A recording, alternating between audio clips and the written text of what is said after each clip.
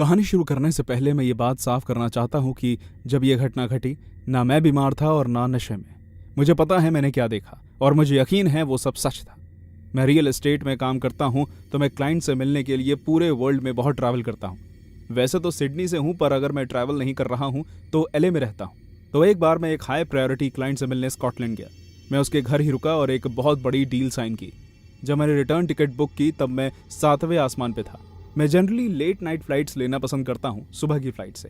थोड़ी देर ढूंढने के बाद जो मैं ढूंढ रहा था मुझे मिल गया। वो 12 घंटे की फ्लाइट होनी थी, तो मैंने रात के 1:30 बजे की बुकिंग करी। मैंने अपने क्लाइंट से अलविदा लिया और दिन एक मोटेल में काटा। मैं सो नहीं पाया क्योंकि मुझे बहुत ज़्यादा पेपर वर्क पे काम करना था, पर मैंने सोचा मैं फ्लाइट में ही सो जाऊंगा। मोटेल में अपना डिनर करने के बाद मैं एयरपोर्ट के लिए निकल गया। मैंने जल्दी पहुंच के सीट ले ली। वो वीकडे था और एयरपोर्ट में इतनी भीड़ होना थोड़ा अनयूजुअल था। मैंने ईयरफोन्स लगाए और टाइम पास करने के लिए अपने फ़ोन में वीडियोस देखने लगा। मेरे अलावा वहाँ एक बूढ़ा कपल और एक औरत सेम फ्लाइट का ही वेट कर रहे थे। मैं अपने फ़ोन में पूरी तरह घुसा हुआ था कि तभी मैंने किसी का हाथ अपने कंधे पे महसूस किया। मैंने ऊपर देखा तो वहाँ एक औरत फ्लाइट अटेंडेंट के कपड़े पहने मेरे साथ खड़ी है। उसके चेहरे पर एक बहुत बड़ी मुस्कान थी। हाँ सर, आपकी फ़्लाइट बस टेक ऑफ करने वाली है, शायद आपने अनाउंसमेंट मिस कर दी है। मैंने आसपास देखा तो रियलाइज़ किया कि उस वेटिंग एरिया में मैं अकेला बैठा था। सारे पैसेंजर्स जा चुके थे। पर मेरी फ़्लाइट तो 1:30 बजे है। हाँ सर, अभी 1:15 हो गए हैं। मैं पैसेंजर्स लिस्ट देख रही थी तो पता चला एक पैसेंजर मिसिंग है। यहाँ यही एक फ़्लाइट आज टेक ऑफ कर रही है, तो मैं यहाँ वापस जल्दी से देखने आई। मैंने टाइम चेक किया तो देखा सच में 1:15 हो चुके थे। मैंने रियलाइज़ नहीं किया कि कैसे टाइम निकल गया। मैं उठा और उससे थैंक यू बोला। सच कहूँ तो मुझे उस समय बहुत बेवकूफ़ सा लग रहा था। मैं उठा और उसके पीछे चलना शुरू कर दिया। पूरा एयरपोर्ट काफ़ी खाली था। हम बोर्डिंग गेट पहुंचे तो वहाँ एक और औरत खड़ी थी। मैं अपना बोर्डिंग पास निकाल रहा था तो वो औरत मुस्कुराई और बोली, जाओ। फिर मैंने अटेंडेंट को फ्लाइट की तरफ फॉलो किया। कॉरिडोर में वॉक करते हुए मैंने उसकी लेफ्ट टांग पे एक बहुत बड़ा घाव देखा। ऐसा लग रहा था जैसे किसी तेज मेटल की चीज से उसकी टांग काट दी गई हो, पर वो चोट लग पुरानी रही थी। उसके बारे में एक और अजीब चीज ये थी कि वो कुछ ज्यादा ही पीली दिख रही थी। मैं जैसे ही प्लेन में घुसा, मैंने एक हैरान कर देने वाली चीज देखी। पूरा प्लेन यात्रियों से भरा हुआ था। मैं वेटिंग एरिया में बहुत देर से बैठा हुआ था, पर मैंने इनमें से किसी को भी नहीं देखा। फ्लाइट के अंदर का माहौल एकदम शांत था। मतलब वो इतना शांत था कि एक पल के लिए तो मैंने सोचा कोई सांस भी नहीं ले रहा। सारे यात्रियों ने अपने सर नीचे किए हुए थे और ऐसा लग रहा था जैसे सब के सब सो रहे हों। मुझे फ्लाइट में घुस के काफी अजीब सा लगा। अटेंडेंट ने मेरे कान में कहा, प्लीज अपनी सीट पे बैठ जाओ। अगर मैं अकेला होता तो जोर से चिल्ला पड़ता। जिस तरह से वो फुसफुसाई, उसकी ठंडी हवा से मेरा कान जम गया। मैंने तीसरी रो में विंडो सीट देखी। मुझे लगा शायद वो मेरी ही है, क्योंकि फ्लाइट में वही एक खाली सीट थी। मेरे साथ में एक पतला आदमी फॉर्मल्स पहने हुआ था। शायद वो उसका बिजनेस टूर था। फ्लाइट में बहुत ठंड थी और फिर एक अजीब सी बदबू फ्लाइट में फैलने लगी। मैंने अपनी सीट बेल्ट लगाई और टेक ऑफ का वेट करने लगा, पर मुझे बाकी के यात्रियों के बर्ताव में कोई भी बदलाव नहीं देखा। वो पहले की तरह ही बैठे हुए थे, चुप और भावहीन। मैंने अपने साथ बैठे आदमी से कहा, यहाँ ठंड है ना? उसने कोई जवाब नहीं दिया, बस अपना सर नीचे रखे बैठा रहा। मुझे लगा शायद वो सोया हुआ है या बात नहीं करना चाहता, तो मैंने अपने ईयरफोन्स लगाए और खिड़की के बाहर देखने लगा। पायलट ने इंजन स्टार्ट किया और फ्लाइट रनवे पर आ गई। हमने बस टेक ऑफ किया ही था और मुझे मेरे पीछे का ग्राउंड वर्टिकली चलता हुआ दिखाई दिया और सारी लाइट्स बंद होने लगी। इमरजेंसी अलार्म बजने लगा और फ्लाइट बहुत जोर से हिल भी रही थी। आसमान में बहुत जोर से बिजली कड़की और झटके से ऊपर की केबिन्स में पड़ा सामान नीचे गिरने लगा। हे भगवान, ये क्या हो रहा है? मैं डर के मारे चिल्लाया, और इस समय कोई और नहीं डर रहा था। सब बुत की तरह बैठे थे, जैसे उन्हें कोई फर्क ही नहीं पड़ रहा था। तुम लोगों के साथ क्या दिक्कत है? मैं अपनी सीट बेल्ट खोलने लगा, पर वो फंस गई थी। एक्सक्यूज मी सर, उठ जाओ, ये फ्लाइट क्रैश होने वाली है। प्लीज हमें कुछ करना होगा, वरना हम सब के सब मारे जाएंगे। मैं डर के मारे हाँफ रहा था और अपनी सीट पे एक घायल पक्षी की तरह झूल रहा था कि तभी मेरे साथ बैठे आदमी ने अपना सर उठाया और हमारी आंखें मिली। उसका आधा चेहरा जला हुआ था और उसकी लेफ्ट आंख उसके गाल पर लटक रही थी। वो अपनी डरावनी मुस्कान दिखाते हुए बोला, हम पहले से ही मरे हुए हैं। उसकी डरावनी हंसी पूरी फ्लाइट में गूंजने लगी। बाकी सारे यात्रियों ने भी सर उठाया और नरक के राक्षसों की तरह हंसने लगे। उनकी खौफनाक आवाजों से मेरे कान सुन्न हो गए। मैं चिल्लाया, प्लीज प्लीज मुझे जाने दो प्लीज। उसी समय मेरी सीट बेल्ट खुल गई और मैं गेट के पास वहां से कूदने के लिए भागा, पर अचानक वहां फ्लाइट अटेंडेंट आके मेरा रास्ता रोकने लगी। वो पहले की तरह तो बिल्कुल नहीं लग रही थी। उसका मुंह खुल गया और उसके कपड़ों पे बहुत खून लगा था। हम आपको अभी नहीं जाने दे सकते सर। कोई मेरी मदद करो प्लीज, बचाओ। मैंने पायलट सीट वाला दरवाजा धक्का देके खोला और जो मैंने देखा उसे मेरे रोंगटे खड़े हो गए। दो बिना सर के पायलट फ्लाइट चला रहे थे और फ्लाइट आगे से जलती हुई ग्राउंड की तरफ फुल स्पीड में जा रही थी। हे भगवान! सर क्या आप ठीक हैं? एक एयरपोर्ट सिक्योरिटी वाला आदमी मेरे मुंह पे पानी छिड़कता हुआ मुझे बुला रहा था। मैंने धीरे धीरे अपनी आंखें खोली। मैं कहाँ हूँ? क्या मैं मर गया हूँ? नहीं सर, आप चिल्ला रहे थे, फिर यही जमीन पे बेहोश हो गए। पर आप इस फ्लाइट पे आए ही क्यों? आपने देखा नहीं वो आउट ऑफ ऑर्डर है? मैं वापस अपने होश में आया और आसपास देखा। ये फ्लाइट बिल्कुल वैसे नहीं लग रही थी जैसे मैंने एंटर होते हुए देखी। मैंने अपने आप को एक जली हुई फ्लाइट बग्गी की टूटी हुई जमीन पर पाया। इसमें कोई शक नहीं है कि यह प्लेन अंडर कंस्ट्रक्शन है। पर यह तो मेरी फ्लाइट थी। वो उस औरत ने मुझे बुलाया और बोला, नहीं सर, ये वाला यूनिट पिछले हफ्ते से अंडर कंस्ट्रक्शन है। इसमें आग लगी और जमीन पर क्रैश हो गई, कोई भी नहीं बचा। फ्लाइट अटेंडेंट और पायलट की बॉडीज कभी नहीं मिली। टेक ऑफ के टाइम इस फ्लाइट पे बिजली गिरी थी। 70% लाशें जलकर राख हो चुकी थी। मैंने अपनी एक्चुअल फ्लाइट उस दिन जानबूझकर मिस करी।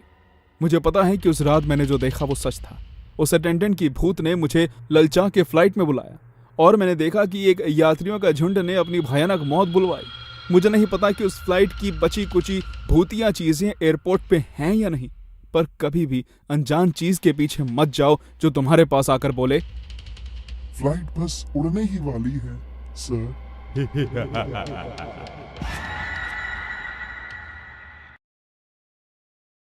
मैं एक 21 साल की खूबसूरत औरत हूँ। बहुत टाइम दूर रहने के बाद पिछले साल मुझे फाइनली अपने बॉयफ्रेंड मार्क के पास जाने का मौका मिला। यह फ्लाइट मैं दूसरी बार ट्रैवल कर रही थी तो मैं अभी भी घबराई हुई थी। मुझे याद है मैं कितनी जल्दी एयरपोर्ट पहुंच गई थी, डरती हुई कि कहीं फ्लाइट ना मिस हो जाए। वो एक धुंध भरी सर्दी की अर्ली मॉर्निंग फ्लाइट थी। मुझे तो लगा शायद मौसम की वजह से फ्लाइट ही ना कैंसिल हो जाए। सिक्योरिटी चेक और बाकी की फॉर्मेलिटीज़ के बाद मैं कॉफ़ी लेने गई। मैंने पहला सिप लिया ही था कि मैं एक 7-8 साल के बच्चे को कोने में डस्टबिन के पास खड़े मुझे घूरते देखा। उसने कैंडी का रैपर पकड़ा हुआ था जो वो डस्टबिन में फेंकने ही वाला था कि तभी हमारी आंखें टकराई और वो रुक गया। वो मुझे हैरानी से बड़ी बड़ी आंखों के साथ देख रहा था, जैसे कि वो विश्वास ही नहीं कर पा रहा हो कि मैं वहां हूं। कुछ सेकंड्स बीत गए और फिर भी जब वो नहीं हिला मैं उसके पास गई। हे, तुम्हारी टी शर्ट तो बहुत अच्छी है। उसने स्पाइडरमैन वाली टी शर्ट पहनी हुई थी और मैंने उससे थोड़ी देर बात करने का सोचा और मुझे उसके घूरने से भी अजीब सा लग रहा था। मैं उसके पास गई। अपनी टी शर्ट की तारीफ सुनते ही उसके चेहरे पर एक बड़ी सी मुस्कान आ गई। मतलब मुझे पता है मुझे एक बच्चे के बारे में ऐसा नहीं बोलना चाहिए, पर उसकी मुस्कान उसके घूरने से ज्यादा अजीब थी। तुम्हारा नाम क्या है? आप मेरे साथ खेल रहे हो? हाँ, तुम तो ऑलरेडी मेरा नाम जानती हो। उसने ये बात इतने कॉन्फिडेंस से बोली कि 1 मिनट के लिए तो मैं सोच में ही पड़ गई कि क्या मैं इस बच्चे को जानती हूँ या नहीं। सॉरी बेटा, पर मैं तुमसे पहली बार मिल रही हूँ। क्या आप अभी भी पापा से गुस्सा हो मम्मी? क्या? मैं तुम्हारी मम्मी नहीं हूँ बेटा, तुमसे कोई गलती हुई है। क्या मेरा बेटा आपको परेशान कर रहा है? एक आदमी की आवाज़ सुनते ही मैं तुरंत मुड़ गई। एक आदमी करीब 47-48 साल का अपने गंभीर सा चेहरा लिए मेरे पीछे खड़ा था, पर उसकी आंखें बहुत ज्यादा चमक रही थी। उसकी आंखें देख के ही पता चल रहा था कि वो आदमी इस बच्चे का पापा ही था। दोनों की एक ही जैसी घूरने वाली आंखें थी। नहीं, आपके बेटे को कोई गलतफहमी हुई है। हाँ, मेरी बीवी की रिसेंटली ही डेथ हुई है। ये अभी भी उस सदमे से बाहर नहीं आया है। इसकी बातों का बुरा ना मानिएगा। कैल्विन, चलो चले। उस बच्चे ने अपने पापा का हाथ पकड़ा और जाने लगा। वो बार बार मुड़ के मुझे घूर रहा था। वो बाप बेटा इतने अजीब से थे कि मैं वहां 10 मिनट और खड़ी हुई यही सोचती रही कि अभी हुआ क्या। जिस तरह से उस आदमी ने अपनी बीवी की डेथ के बारे में बताया और उसके बेटे का दुख देखकर मुझे बहुत बेजान सा लगा, जैसे उसमें कोई भावना ही नहीं थी। मैं अपनी सीट पर वापस आई और कॉफ़ी पीने लगी। एयरपोर्ट पूरा खाली था। अपनी सीट पे बैठे मैंने पूरा एरिया बिना किसी रुकावट के देख पा रही थी। वो बाप बेटा मुझसे कुछ दूरी पर बैठे थे, पर मुझे अभी भी वो अजीब सी मुस्कान उस बच्चे के चेहरे पर दिख रही थी। उसकी स्माइल मुझे देख के जैसे बंद ही नहीं हो रही थी। फ्लाइट में 2 और घंटे बचे थे और मैं अभी से जाने के लिए बेचैन हो रही थी। जब मैं ट्रैवल करती हूँ तो अपने साथ एक बुक लेके चलती हूँ। मैंने अपने बैकपैक से एक नॉवल निकाली और इस अजीब से बच्चे को नज़रअंदाज करना शुरू कर दिया। मैं शायद बुक पढ़ते पढ़ते सो गई थी जब मैंने किसी के सांस अपने पर महसूस की। मैंने अपनी आंखें खोली पर मेरे आसपास कोई नहीं था। वो बाप बेटा भी जा चुके थे। मैंने टाइम देखा और रियलाइज़ किया कि अभी भी बोर्डिंग में 1 घंटा बचा है। बताने की ज़रूरत नहीं है, पर जब वो चले गए तो मुझे चैन की सांस आई। मुझे ज़ोर से लगी थी तो मैं वॉशरूम ढूंढने गई। मुझे वो ढूंढने में 5 मिनट लग गए। एक लंबा कॉरिडोर वॉशरूम की तरफ ले जा रहा था। वहाँ इतना सन्नाटा था कि मुझे अपने दिल की धड़कन भी सुनाई दे रही थी। मैं अंदर गई और दरवाज़ा बंद करके अपना काम करने लगी। जब मैं वो कर रही थी तो मुझे किसी के भागने की और हंसने की आवाज़ वॉशरूम में आई। मेरे गले के पीछे के रोंगटे खड़े हो गए। मैं इस हंसी को जानती हूँ, मैंने अभी कुछ टाइम पहले ही ये सुनी है। ये वही अजीब सा बच्चा है। फिर अचानक मुझे किसी के भारी पैरों के वॉशरूम में घुसने की आवाज़ आई। मुझे लगा शायद वो बच्चा फिर से आ गया होगा और अब उसके पापा उसे वापस लेने आए। मैं वॉशरूम से बाहर नहीं आई। मैंने उनके जाने का इंतजार किया। कुछ टाइम बाद जब सब कुछ शांत हो गया, मैंने लॉक खोलने के लिए अपना हाथ आगे बढ़ाया, पर फिर वापस खींच लिया जब मुझे किसी के फुसफुसाने की आवाज आई। 2 आवाजें बहुत अजीब तरह से फुसफुसा रही थी। इन दोनों का प्रॉब्लम क्या है? ये लोग मुझे अकेला क्यों नहीं छोड़ते थे? मुझे बाथरूम के दरवाजे के नीचे की जगह से एक परछाई दिखाई दी। मैं नीचे झुकी देखने के लिए कि बाहर है कौन। मैंने जैसे ही देखने के लिए अपना सर झुकाया, मैंने देखा एक दूसरा चेहरा दरवाजे के नीचे की जगह से वापस मुझे देख रहा है। ये उस अजीब से बच्चे का पापा था। हमारी आंखें टकराई और एक ठंडी कपकपी मेरी रीढ़ की हड्डी में दौड़ गई। उसका डरावना सा चेहरा था। मेरी आवाज मेरे गले में ही दब गई और मैं चिल्लाना भूल गई। मैं उठने ही वाली थी कि तभी वो अजीब सा बच्चा मुझ पर ऊपर से कूदा और जोर जोर से हंसने लगा।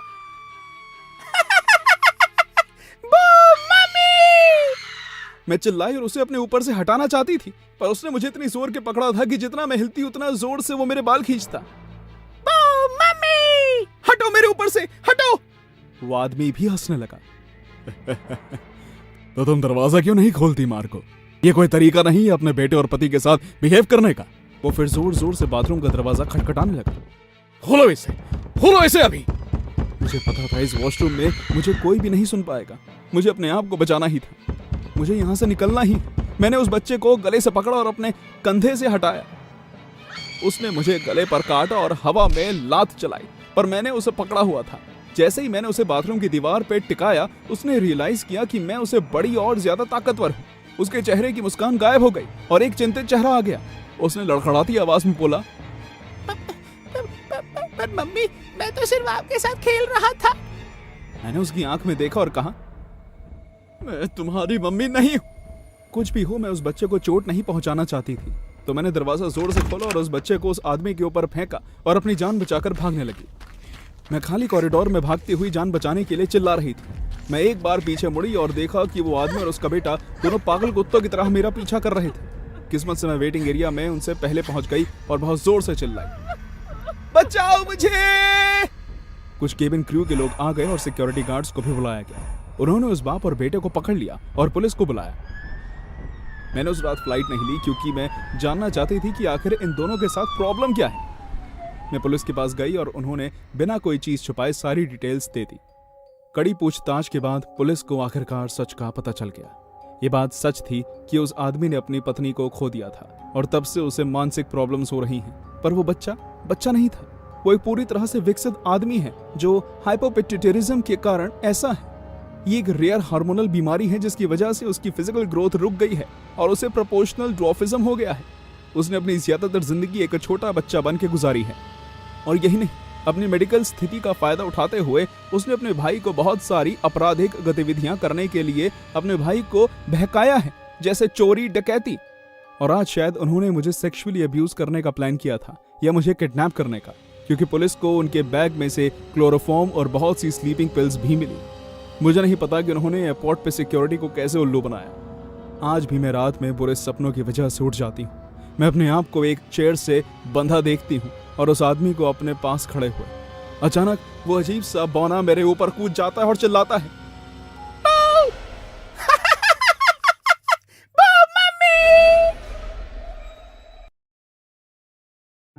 पैंडेमिक के शुरू होने से पहले मैं अपनी दादी से मिलने गया था।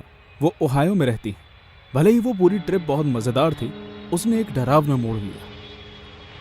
एक थका देने वाली फ्लाइट के बाद जब मैं एयरपोर्ट पहुंचा, मैं बहुत थका हुआ महसूस कर रहा था। मैं बैगेज क्लेम की तरफ जा रहा था जब एक औरत मुझसे गलती से टकराई। क्या? मुझे माफ कर दीजिए। वो जल्दी से मेरे सामने से गुजरी। मैं बता नहीं सकता कि वो घबराई हुई थी या जल्दी में थी। एनीवे, मैंने उसे जाने दिया और वो आगे यात्रियों में कहीं गायब हो गए। मैं बैगेज क्लेम की लाइन में खड़ा हो गया। एक एक करके सबका लगे जा रहा था। मैं अपने सामान का वेट कर ही रहा था कि तभी मैंने देखा वही औरत मेरे सामने वाली साइड में खड़ी थी। उसके चेहरे पे एक चिंतित भाव देखा। मैंने कभी भी किसी को अपने लगेज का वेट इतनी बेचैनी से करते नहीं देखा था। पता नहीं क्यों, पर मुझे लग रहा था शायद मैं उसे जानता हूँ। उससे घबराहट के मारे पसीने आ रहे थे। शायद वो कहीं और होना चाहती थी, तभी उसके हाव भाव में इतनी बेचैनी थी। धीरे धीरे बैगेज क्लेम के पास भीड़ कम होनी शुरू हो गई। लोगों ने अपने बैग्स उठाए और अपने अपने रास्ते चले गए। मेरा एक ब्लैक बैग था। 15 मिनट वेट करने के बाद मैंने देखा मेरा बैग फाइनली मेरी तरफ आ रहा है। मैंने बैग उठाया और देखा उस औरत को भी अपना बैग मिल गया था। उसकी ब्लू ट्रॉली थी। उसने अपनी ट्रॉली को ऐसे पकड़ा जैसे कोई लेके भागने वाला हो। अभी तक उसने मुझे उसे देखते हुए नहीं देखा, पर अचानक उसने मुझे देखा और हमारी नजरें मिली। मुझे कुछ अजीब सा लगा तो मैंने अपनी आंखें उससे हटा ली, पर फिर भी मैं देख पा रहा था कि वो जा रही है। जब मैंने उसे अपनी आंखों से ओझल होते देखा, मैंने फिर से पीछे देखा। मैं ब्लू ट्रॉली को एयरपोर्ट में स्केटिंग करते हुए पहचान पा रहा था जब उसने तेजी पकड़ी, और उस टाइम वही एक ब्लू ट्रॉली थी जो मैं देख पा रहा था। वो औरत ट्रॉली खींचते हुए इधर उधर देख रही थी। मैं उसकी बॉडी लैंग्वेज देख के बता सकता था कि वो उस बैग में कुछ सीक्रेट चीज लेके जा रही है। पर जाहिर सी बात जो मेरे दिमाग में आई वो ये थी कि अगर वो कुछ इलीगल लेके भी जा रही है तो उसने बिना पकड़े गए सिक्योरिटी चेक कैसे पास किया। मैंने उसका पीछा किया। हाँ, मैंने किया, क्योंकि मेरी गट फीलिंग कह रही थी कि कुछ गलत होने वाला है। वो औरत धीरे से वॉशरूम की तरफ गई, फिर अंदर चली गई। मैं विमेंस वॉशरूम में घुस तो नहीं सकता था, तो मैं बाहर वेट करता रहा। मैं वॉशरूम के दरवाजे के कुछ पास खड़ा हुआ और सुनने लगा कि वो आखिर अंदर क्या कर रही है। मुझे गलत मत समझना, मैं बस उसकी सीक्रेट बातें सुनना चाह रहा था जो वो किसी के साथ फोन पे कर रही थी। हाँ, मेरे पास ही है। अब नहीं, मैं इसे यहां छोड़ के नहीं जाऊंगी। तुम पागल हो। मुझे पक्का यकीन हो गया कि औरत किसी बुरी चीज का हिस्सा है। कोई भी ठोस कदम उठाने से पहले मैं पक्का होना चाहता था। क्या तुम्हें आइडिया भी है कि कितने लोग मारे जाएंगे? नहीं, तुमने कहा था इसमें ड्रग्स हैं, तुमने नहीं बताया इसमें बॉम्ब है। ये क्या बकवास है? मैं सीधा वॉशरूम में घुसा और उस औरत ने मुझे डरी हुई आंखों से देखा। कौन हो तुम यहाँ क्या कर रहे हो? मैम, आप मेरे साथ आ जाइए। आप ये नहीं करना चाहती। ये इससे पहले मैं अपनी बात खत्म कर पाता, उसने मुझे ट्रॉली से धक्का दिया और वेटिंग एरिया की तरफ चली गई। मैंने उसका पीछा किया और चिल्लाया, सिक्योरिटी सिक्योरिटी। वो पैसेज के बीच में रुक गई और चिल्लाई, अगर तुम मुझे नहीं जाने दोगे मैं ये बटन दबा दूंगी। और उसने अपना हाथ उठाया जिसमें पेजर जैसा एक छोटा रिमोट कंट्रोल था। सिक्योरिटी ने एयरपोर्ट में उसे चारों तरफ से घेर लिया और अफरा तफरी मच गई। मुझे पता है मैं भाग नहीं पाऊंगा। अगर उसने ये बटन दबा दिया पूरा एयरपोर्ट उड़ जाएगा। तुम ये कर क्यों रही हो? उनके पास मेरा बेटा है और मैं उसे मरने नहीं दे सकती। बॉम्ब स्क्वाड के साथ बैकअप भी बुलाया गया। सब लोग उसके रिमोट छोड़ने का वेट कर रहे थे ताकि वो इस औरत को पकड़ पाते और उस ब्लू ट्रॉली के अंदर का बॉम्ब डिफ्यूज कर पाते। पूरे एयरपोर्ट के लोग डर के मारे रोने लगे। एक गलती उस समय हजारों की जान ले सकती थी। जनरल उस औरत के सामने खड़ा हुआ और उससे रिक्वेस्ट की, मैम प्लीज ये रिमोट हमें दे दीजिए। हम वादा करते हैं हम आपका बेटा वापस लाएंगे। नहीं, वो उसे मार देंगे अगर मैं ये नहीं करूंगी तो मुझे माफ कर दो। जैसे ही उसकी उंगली ने रिमोट पे ग्रीन बटन टच किया, मैंने एक जोर की आवाज सुनी। सब लोग चिल्ला रहे थे और सांस लेने के लिए मर रहे थे और वो औरत जमीन पर गिर गई और उसका बहुत खून बहने लगा। पैरामेडिक्स आके उसे हॉस्पिटल लेके गए जब जनरल ने उसके हाथ पे गोली मारी, वरना पता नहीं वो कितने लोगों को जान से मार देती। बॉम्ब स्क्वाड ने ट्रॉली खोली और उसके अंदर के एक टाइम बॉम्ब निकला और तुरंत उसे डिफ्यूज कर दिया। पर सबको हैरानी और गुस्सा था कि उसने सिक्योरिटी चेक कैसे पास किया। मतलब ये सारा उसके पास ही था और किसी को नहीं पता था कि अंदर बॉम्ब है।